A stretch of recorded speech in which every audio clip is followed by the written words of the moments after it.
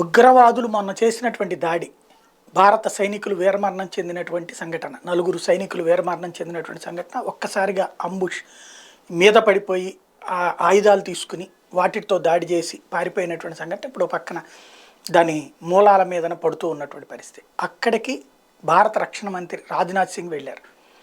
మొన్న దానికి సంబంధించిన వాళ్ళని కాల్చి చంపితే ఆ తర్వాతన సరిహద్దుల్లోకి చొరబడటానికి ప్రయత్నించడం, అక్కడ మన వాళ్ళు కాల్పులు జరిపితే ఒకడు చచ్చిపోయి మిగతా ముగ్గురు వాడిని తీసుకుపోవడం, ఆ టైంలో అక్కడ దగ్ధం చేసినటువంటి ఇష్యూస్ ఇవన్నీ ఉన్నాయి కదా. ఓ పక్కన ఆపరేషన్ జరుగుతోంది, కంటిన్యూగా ఎక్కడెక్కడ ఉన్నటువంటి వాళ్ళందరినీ ఏరివేసే కార్యక్రమం నడుస్తోంది. పూంచ్ రాజౌరి సెక్టర్ దగ్గర 30 మంది దాకా దేశంలోకి చొరబడ్డారన్నటువంటి అనుమాన నేపథ్యంలో గాలింపు సీరియస్గా జరుగుతోంది.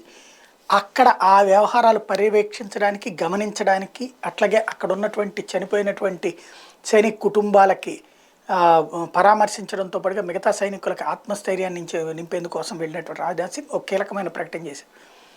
భారత వీరుల మరణానికి ప్రతీకారం తీర్చుకుంటాం.